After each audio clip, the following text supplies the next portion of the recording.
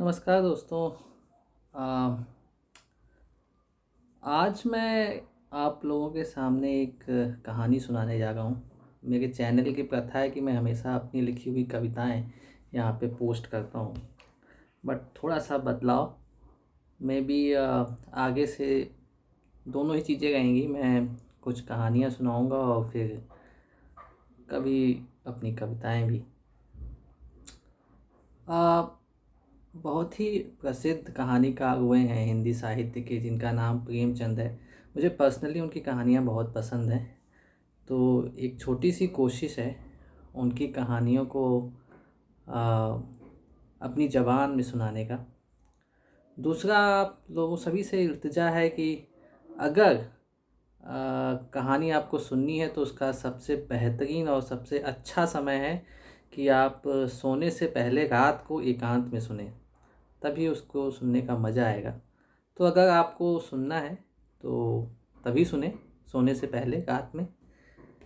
आज की कहानी है प्रेमचंद द्वारा लिखित छोटी सी एक शॉर्ट स्टोरी, जिसका नाम है मनोव्रति। कुछ लोगों ने पहले भी सुनी होगी, बट मैं तो कई बार पढ़ चुका हूँ, एक बार और आपको सुनाने के लिए पढ़ रहा हूँ। मनोव्रति। एक सुंदरी युवती प्रातःकाल गांधी पार्क में बिल्लौर के बेंच पर गहरी नींद में सोई पाई जाए, ये चौंका देने वाली बात है। सुंदरियां पार्कों में हवा खाने आती हैं, हंसती हैं, दौड़ती हैं, फूल पौधों से खेलती हैं, किसी का उधर ध्यान नहीं जाता। लेकिन कोई युवती रविश के किनारे वाले बेंच पर बेखबर सोए, यह बिल्कुल गैर मामूली बात है। अपनी ओर बलपूर्वक आकर्षित करने वाली। रविश पर कितने आदमी चहलकदमी कर रहे हैं, बूढ़े भी जवान भी, सभी एक क्षण के लिए यहाँ ठिठक जाते हैं। एक नज़र वह दृश्य देखते हैं, तब चले जाते हैं। युवक वृंद रहस्य भाव से मुस्कुराते हुए, वृद्धजन चिंता भाव से सिर हिलाते हुए, और युवतियां लज्जा से आंखें नीची किए हुए। बसंत और हाशिम निकर और बनियाइन पहने नंगे पांव दौड़ कर रहे हैं। बसंत एक कैरेक्टर का नाम है शायद, और हाशिम निकर दो कैरेक्टर। तो अभी तक हमने देखा 3 कैरेक्टर हैं, एक युवती जो पार्क में है, और ये 2 कैरेक्टर और आते हैं, बसंत और हाशिम निकर। बसंत और हाशिम निकर और बनियाइन पहने नंगे पांव दौड़ रहे हैं। माफ़ कीजिएगा, बसंत और हाशिम निकर और बनियाइन पहने नंगे पांव दौड़ रहे हैं। बड़े दिन की छुट्टियों में ओलंपियन रेस होने वाली है, दोनों उसी की तैयारी कर रहे हैं। दोनों इस स्थल पर पहुंचकर रुक जाते हैं और दबी आंखों से युवती को देखकर आपस में ख्याल दौड़ाने लगते हैं। बसंत ने कहा, इसे और कहीं सोने की जगह न मिली। हाशिम ने जवाब दिया, कोई वेश्या है। लेकिन वेश्याएं भी तो इस तरह बेशर्मी नहीं करती। वेश्या अगर बेशर्म ना हो तो वेश्या ही कहाँ। बहुत सी ऐसी बातें हैं जिनमें कुलवधू और वेश्या दोनों एक व्यवहार करती हैं। कोई वेश्या मामूली तौर पर सड़क पर सोना नहीं चाहती। रूप छवि दिखाने का नया आर्ट है। आर्ट का सबसे सुंदर रूप छिपाव है, दिखाव नहीं।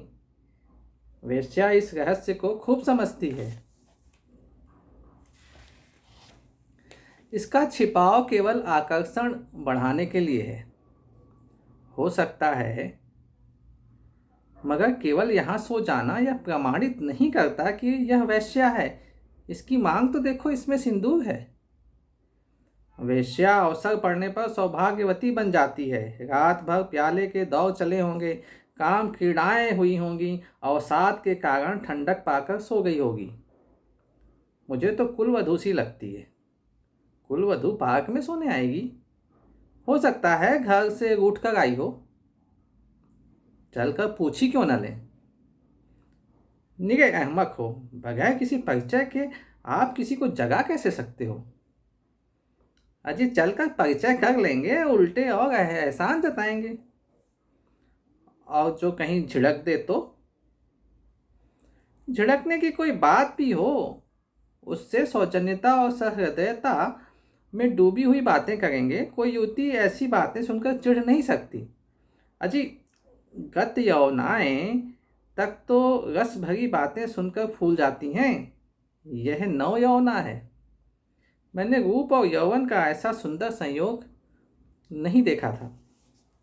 मेरे हृदय पर तो यह रूप जीवन पर्यंत के लिए अंकित हो गया, शायद कभी न भूल सकूं। मैं तो फिर भी यही कहता हूं कि यह कोई वेश्या है।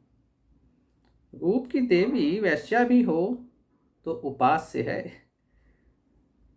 यहीं खड़े खड़े कवियों की सी बातें करोगे?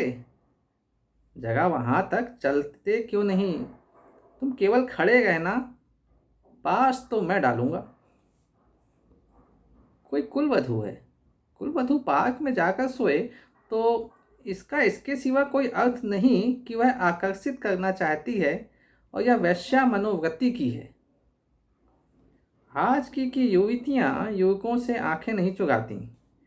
हाँ, लेकिन है कुलवधू। कुलवधू से किसी तरह की बातचीत करना मैं बेहूद की समझता हूँ। तो चलो फिर दौड़ लगाएं। लेकिन दिल में तो वह मूर्ति दौड़ रही है। तो आओ बैठें। जब वह उठकर जाने लगे तो उसके पीछे चलें। मैं तो कहता हूँ वैश्या ही है, और मैं कहता हूँ कुलवधू है। चलो 10-10 की बाजी गई। इसके बाद दो वृद्ध पुरुष धीरे धीरे जमीन की ओर ताकते आ रहे हैं, मानो जवानी ढूंढ रहे हैं।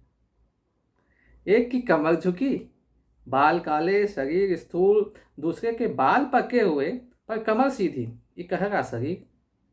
दोनों के दांत टूटे पर नकली लगाए। दोनों की आंखों पर ऐनक। मोटे महाशय वकील हैं और छगहे के पतले बदन वाले महोदय डॉक्टर। वकील कहते हैं, देखिए 20वीं सदी की करामात। डॉक्टर, जी हाँ देखा। हिंदुस्तान दुनिया में अलग तो नहीं है। हिंदुस्तान दुनिया से अलग तो नहीं है, लेकिन आप इसे शिष्टता तो नहीं कह सकते। शिष्टता की दुहाई देने का अब समय नहीं है। किसी भले घर की लड़की, अरे वेश्या है साहब, आप इतना भी नहीं समझते। वेश्या इतनी फूहड़ नहीं होती, और भले घर की लड़कियां फूहड़ होती हैं। नई आज़ादी है, नया नशा है। हम लोगों की तो बुरी भली कट गई। जिनके सिर आएगी झेलेंगे। जिंदगी जहन्नुम से बदतर हो जाएगी। अफसोस, जवानी रुखसत हो गई, मगर आँख तो कहीं रुखसत हो गई, वह दिल तो वही नहीं रुखसत हुआ। अफसोस, जवानी रुखसत हो गई, मगर आँख तो नहीं रुखसत हो गई, वह दिल तो नहीं रुखसत हो गया। बस आँख से देखा करो, दिल जलाया करो। मेरा तो फिर जवान होने को जी चाहता है। सच पूछो तो आजकल के जीवन में ही जिंदगी की बहार है। हमारे वक्तों में तो कहीं कोई सूरत ही नजर ना आती थी। आज तो जिधर जाओ हुस्न ही हुस्न के जलवे हैं। सुना युवतियों को दुनिया में जिस चीज से सबसे ज्यादा नफरत है वो बूढ़े मर्द हैं। मैं इसका कायल नहीं। पुरुष का जौहर उसकी जवानी नहीं, उसकी शक्ति संपन्नता होता है। कितने ही बूढ़े जवानों से ज्यादा कड़ियल होते हैं।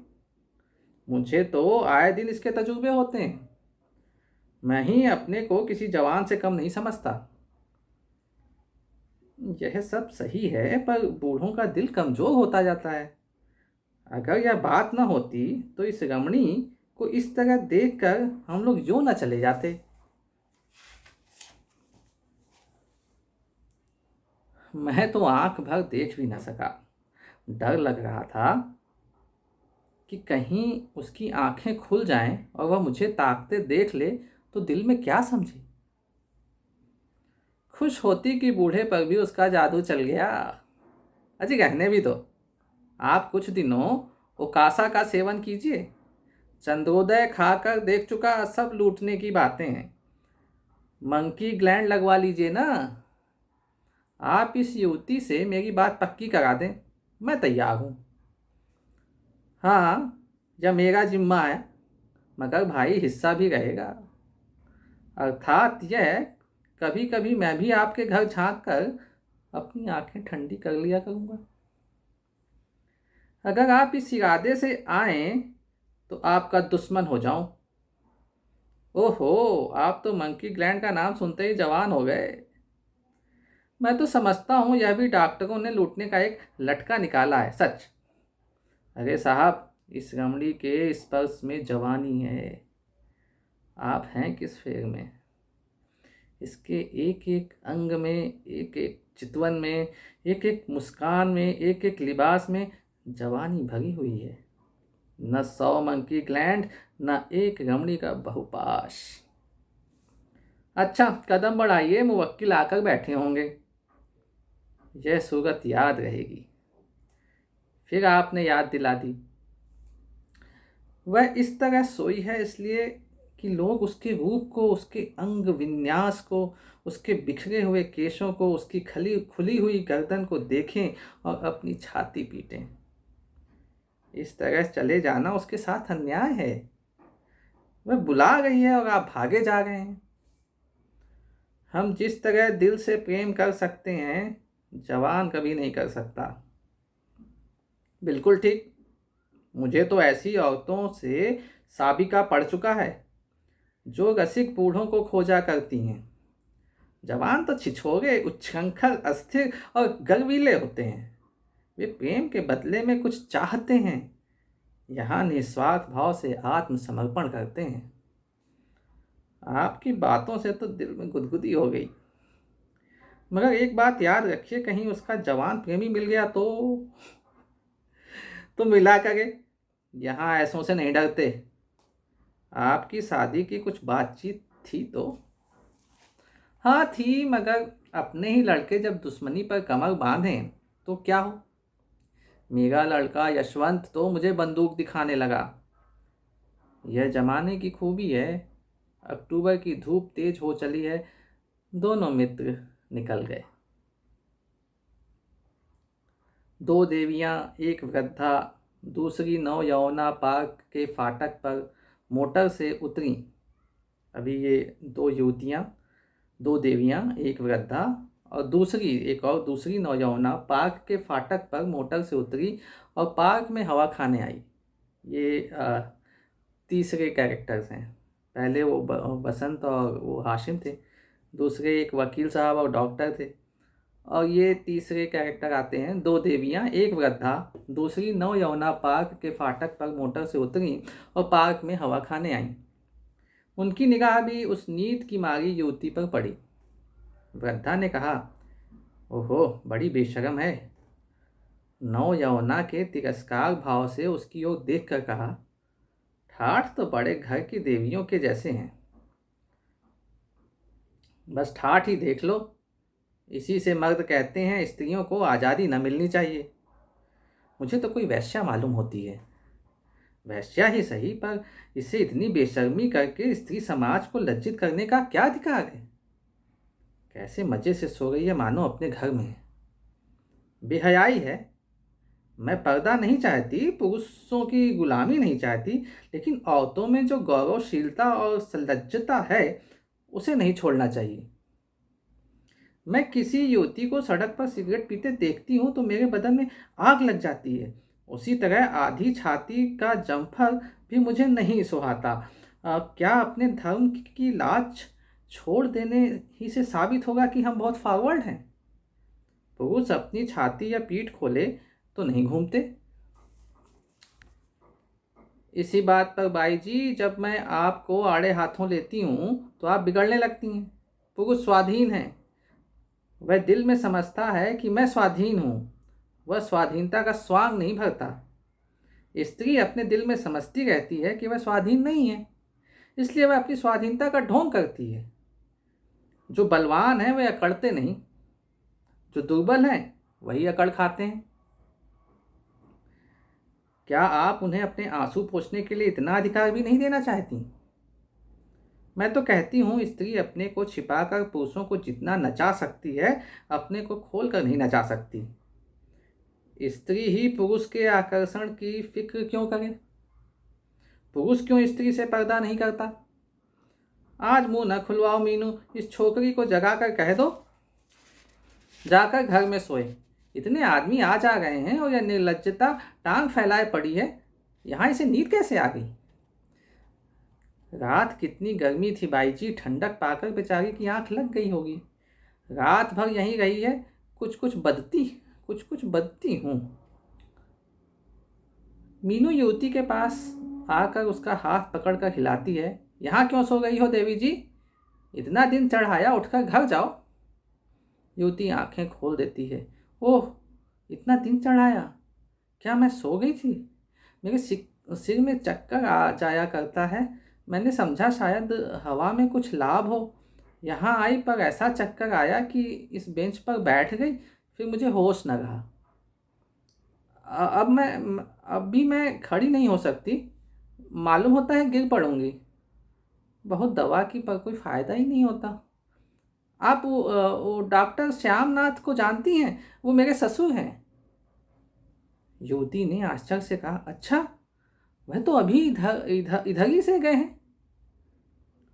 सच? लेकिन मुझे पहचान कैसे सकते हैं? अभी मेरा गौना नहीं हुआ है। तो क्या आप उनके लड़के बसंत लाल की धर्मपत्नी हैं? बसंत, ये जो पहले दो कैरेक्टर आए थे, बसंत और आपके ये हाशिम। उसके बाद दो कैरेक्टर आए, डॉक्टर और वकील। ओके, तो जो डॉक्टर श्याम प्रसाद थे उन्हीं का जिक्र हो रहा है। वो इस युवती के ससुर हैं और बसंत जो है बसंत की ये होने वाली पत्नी है। युवती ने आश्चर्य से कहा, अच्छा, वह तो अभी इधर इधर ही से गए हैं। सच? लेकिन मुझे पहचान कैसे सकते हैं? अभी मेरा गौना नहीं हुआ है। तो क्या आप उनके लड़के बसंत लाल की धर्मपत्नी हैं? युवती ने शर्म से सिर झुकाकर स्वीकार किया। मीनू ने हंसकर कहा, बसंत पाल तो अभी इधर से गए हैं, मेरा उनसे यूनिवर्सिटी का परिचय है। अच्छा, लेकिन उन्होंने मुझे देखा कहाँ है? तो मैं दौड़कर डॉक्टर साहब को खबर दे दूँ? जी नहीं, मैं थोड़ी देर में बिल्कुल अच्छी हो जाऊंगी। बसंत पाल भी वह खड़ा है, उसे बुला दूं? जी नहीं, किसी को ना बुलाइए। तो चलो, अपनी मोटर पर तुम्हें तुम्हारे घर पहुंचा देती हूँ। आपकी बड़ी कृपा होगी।